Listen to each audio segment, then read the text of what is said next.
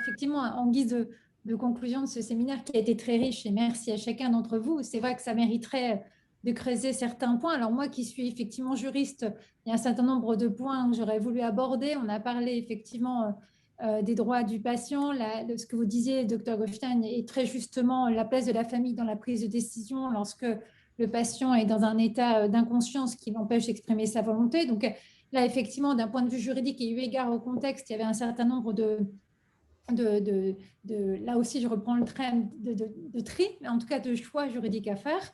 On ne va pas revenir là-dessus, mais peut-être aussi, parce que ça n'a pas été abordé et ça a peut-être été une leçon, c'est l'usage du numérique pendant cette crise.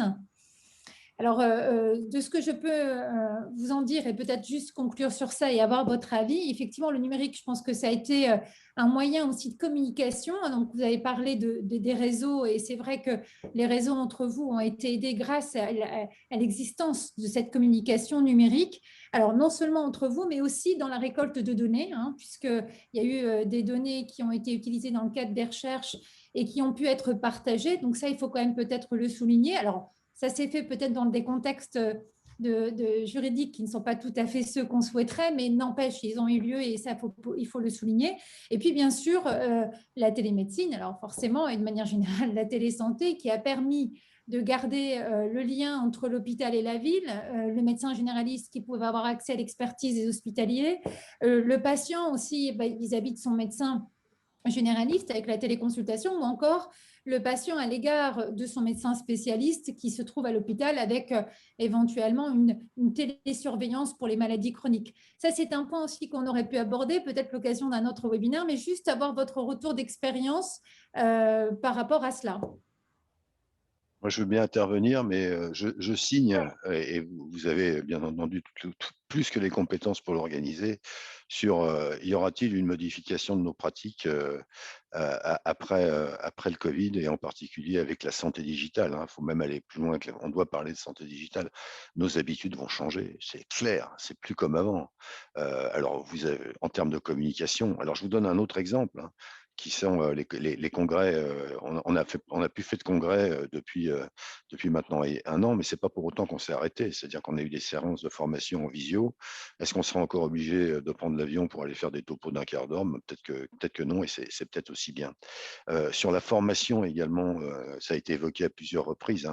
On a eu des séances de formation grâce à des outils digitaux, et en particulier, par exemple, à la ventilation en situation de réanimation pour ces patients, qui ont été absolument formidables. Et puis, on va avoir besoin de nouveaux outils pour gérer la situation de crise, et en particulier le capacitaire des hôpitaux. Ça ne va plus être possible. C'est plus possible. Mais là, il faut faire l'échec. C'est plus possible d'imaginer que pour savoir combien de places il y a dans un hôpital, on passe des coups de téléphone 3 fois par jour à tout le monde et qu'on mette des petites croix sur des feuilles de papier. C'est pas possible. Donc, avoir une gestion en temps direct des flux patients, entrées, sorties, capacitaires disponibles, et avoir une anticipation, ce qui est facile, l'intelligence artificielle est là, quoi.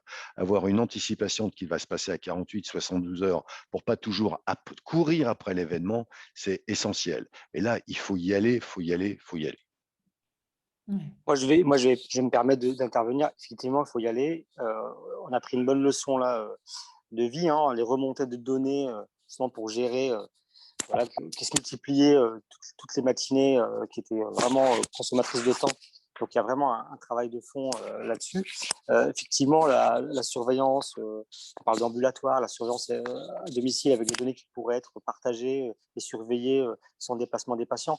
Il y a un champ incroyable à créer. Vous savez, on y pensait déjà avant la crise. Donc, si cette crise peut être accélérateur de développement, tant mieux. Il y a eu quand même beaucoup de frilosité autour de ces moyens-là, ne serait-ce que par rapport à la protection des données et aux risques. Donc, ce qu'on nous rabâche tout le temps dès qu'on a des innovations comme ça qui arrivent sur le marché. Il y a aussi le financement de ces téléconsultations. En anesthésie, par exemple, moi je suis anesthésiste, donc on faisait des consultations en mode télémédecine pendant la crise parce qu'on était obligé de le faire, mais on aurait pu le faire avant, mais ce n'était pas remboursé. C'était pas remboursé, il n'y avait pas de financement de ces consultations. Donc on le faisait pour nos prisonniers, pour éviter de les faire sortir, enchaîner, venir en consultation au niveau des patients. Ça évitait une extraction qui coûte en moyenne 1 500 € par patient, alors qu'ils sont à Valenciennes, ils sont à 200 mètres de l'hôpital. Et ben, on nous demandait de faire des télémédecines. On a tout mis en place, mais aucun financement. Donc, il y a vraiment effectivement des moyens à mettre en place. Et moi, j'ai envie de dire, il y a un travail aussi de fond sur les interfaçages entre chaque hôpital à son système d'information, etc. On n'oblige pas les hôpitaux entre eux à s'interfacer. Peut-être qu'on a une obligation d'interfaçage entre tous les logiciels qu'on peut choisir de façon indépendante. Et dans la carte vitale des patients, avoir des données que tout le monde peut partager. Voilà, à chaque fois, un état de recommencement, à chaque fois qu'un malade arrive. Il y a énormément de travail à faire qui, au bout du compte, bénéficieront aux patients et aux soignants de la qualité des soins. Nous avons utilisé vraiment beaucoup le numérique pour la communication entre les familles et les résidents, notamment à l'aide des tablettes et des Skype. Et ça, c'était... Et oui, on l'a fait en réa, madame, on l'a fait en réa. On a acheté des tablettes pour toute la réa. On a eu des dons dans la première vague aussi. On était contents. Et effectivement, les visites étaient interdites et on a pu communiquer avec toutes les familles via tablette numérique. Et ça a été très, très important, notamment dans les prises de décision avec les familles, les discussions avec les familles et notamment dans les évacuations sanitaires. Le fait que le lien n'a jamais été coupé, ça a été très, très, très, très bénéfique. Et pour tout vous dire, plus de liens qu'en temps normal. Qu'en temps normal, c'est-à-dire pré-crise. On a encore plus de liens avec les familles grâce à ces outils-là. Oui, et puis il y a la télémédecine, aussi la téléconsultation. Moi, je voulais quand même souligner que l'ARS nous les a financés gratuitement. Donc, pour tous les EHPAD aujourd'hui qui le veulent, il y a aussi un appel à projet pour le numérique, justement. J'en profite pour inviter les collègues à en profiter parce que c'est financé et il faut profiter quand il y a des financements. Il y a aussi la problématique de la Wi-Fi, parce que vraiment ça c'est capital. Si ça ne fonctionne pas, même les personnes âgées qui sont à domicile, il faudra dès penser à les équiper, parce que lorsqu'il y a une crise comme celle-ci, c'est ceux qui sont à domicile ou qui sont handicapés ou qui sont fragilisés par l'âge qui ont plus besoin justement qu'on puisse les équiper afin d'avoir un accès sur le web et puis être connectés en cas de pandémie ou en cas de problème. Merci. Je vais peut-être demander à Monsieur Gignon s'il veut rebondir sur la question et donner son avis. Oui, alors sur la question du numérique en santé, alors évidemment, la crise a été un accélérateur de technologies qui était déjà disponible. Et d'ailleurs, je pense qu'on peut souligner, je ne sais pas si les gens de l'ARS ici, mais on avait déjà quand même une offre structurée par l'ARS au niveau de la région, je pense, qui a été d'ailleurs très utile pour tout ce qui était téléconsultation et le télésuivi aussi des patients Covid que nous avons mis en place. Et donc ça, avec un outil qui était régional et porté par l'agence. Donc ça, c'était déjà très, très utile. Moi, je voulais juste... je voudrais déjà dire que je souscris à tout ce qui a été dit. En effet, c'est quelque chose qui va être très utile dans nos communications entre professionnels, la communication aussi de tout ce qui était les consultations, etc. Bien sûr. Par contre, je pense que c'est quand même particulièrement important de garder à l'esprit les limites et les conséquences de l'usage du numérique. Et c'est pour ça que je pense que c'est quelque chose qui doit être absolument réfléchi et discuté. Moi, ça me choque particulièrement dans le cadre de la campagne de vaccination actuelle où on a confié la prise de rendez-vous à des plateformes de prise de rendez-vous en ligne, quasi exclusivement, et ça crée manifestement des inégalités de santé. Alors, ça crée. Elles existent déjà. Par contre, je pense qu'elles sont accentuées par ça. Et on est en train de commencer à le voir maintenant avec l'ouverture à tous les plus de 18 ans de la vaccination. On se rend compte que dans certains quartiers, c'est évidemment les quartiers qui étaient déjà dans des situations sociales, économiques compliquées, où on a des retards en termes de couverture vaccinale qui sont en train de se creuser. Donc le numérique, c'est bien, c'est utile. Il faut avoir vraiment conscience des unités de santé que ça risque de creuser avec certaines parties de la population, notamment la littératie numérique, c'est leur capacité à utiliser d'une part le numérique et d'autant plus dans leur relation au système de santé. Et ça, je pense qu'il faut le penser et avoir des stratégies pour essayer de les limiter au maximum. Donc, je pense qu'il faut absolument qu'on ait une vraie réflexion éthique et politique autour de ces outils pour ne pas laisser une partie de la population sur le côté.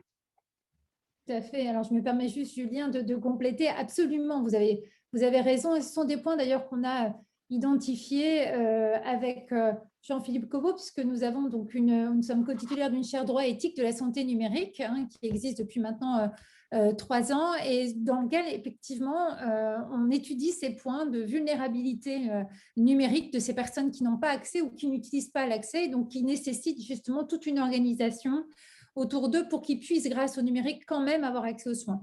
Merci de l'avoir souligné, d'ailleurs. Oui, il ne faut pas négliger non plus la question des formations, parce que c'est une chose est d'avoir les outils, une autre chose, c'est de pouvoir les utiliser lorsqu'on en a besoin. Donc, la formation, elle est très, très, très importante. Et surtout, actuellement, comme on vient de nous donner une liberté, entre guillemets, il faut en profiter justement pour essayer de former un maximum de personnes. Surtout les personnes qui sont isolées, il faut penser à eux. Il y a quand même 90%, voire plus, de personnes âgées qui sont encore à domicile. Et lorsque justement les visites sont restreintes, ces personnes se retrouvent seules parce que les proches ne peuvent pas toujours y aller. Il faut vraiment penser à eux. Moi, je me dis comment on va faire pour les toucher. Pensez un peu aux personnes qui sont handicapées et qui sont vieilles. Parce que lorsqu'on est handicapé, on est jeune et qu'on est équipé, on peut se déplacer. Mais lorsqu'on devient âgé et que les dents, par exemple, est en souffrance, on est vraiment confronté à des difficultés. Anticipons et ne nous laissons pas prendre au dépourvu comme par la première vague.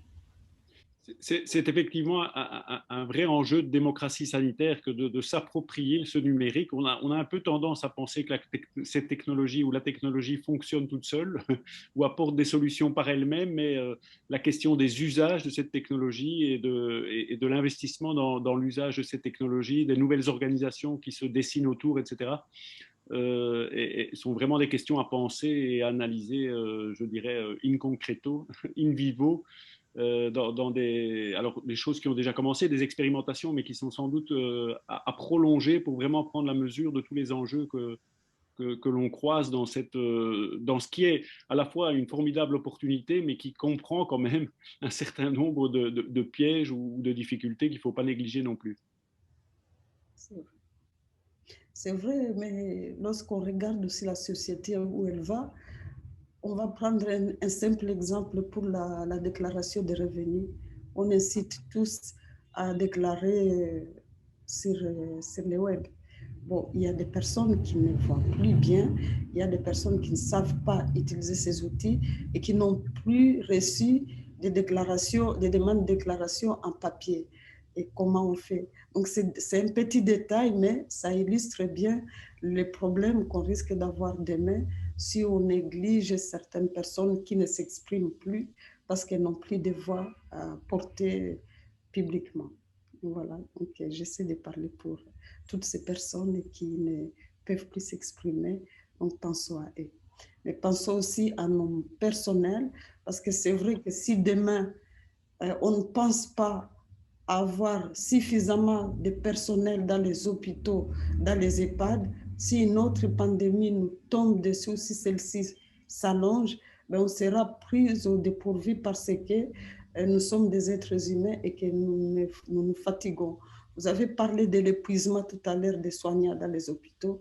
Dans les EHPAD, je vous laisse un peu vous imaginer le fait qu'habituellement, ils travaillent à flux tendu, mais là, avec cette pandémie qu'ils ont dit gérer comme les hospitaliers, bien entendu, ben, le personnel est usé, totalement usé, et il faut penser prochainement à ce que, voilà, on revoit un peu les taux d'encadrement du personnel dans les hôpitaux et dans les EHPAD. Merci. Alors, je vais clôturer ce débat qui était passionnant juste en précisant que dans les commentaires, on a eu 2 commentaires, dont notamment quelqu'un qui précise que la plateforme Prédis de partage des données, donc je vous laisse lire, lien ville, hôpital, téléconsultation, se met en place à l'échelle des GHT et pour tous les professionnels de santé dans les Hauts-de-France avec l'ARS, le système de la région et l'Europe. Et nous avons aussi Anne Duchemin qui précise que la région Hauts-de-France dispose d'un hub les assembleurs pour un numérique inclusif qui peut être concerné avec une cartographie des lieux ressources. On va vraiment devoir vous quitter. On a réussi à déborder un petit peu jusqu'à 12h10. En tout cas, encore une fois, je vous remercie vraiment pour ce débat qui était passionnant. Je remercie tous les intervenants, les participants également, parce qu'il y avait quand même pas mal de participants. Et donc, comme je l'ai dit tout à l'heure, vous retrouverez l'échange qui a été enregistré. Il sera découpé en plusieurs parties où il sera également en version intégrale.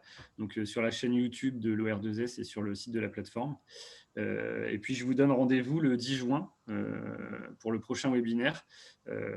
Comme Philippe vous l'a dit initialement, c'était un cycle de 5 webinaires. On était au 2e. Donc, le prochain sont sur les conséquences économiques et a lieu le 10 juin. Et donc, vous pourrez vous inscrire par la même façon que vous êtes inscrit pour participer à celui-ci. Donc, je vous remercie tous et puis je vous souhaite à tous une bonne journée.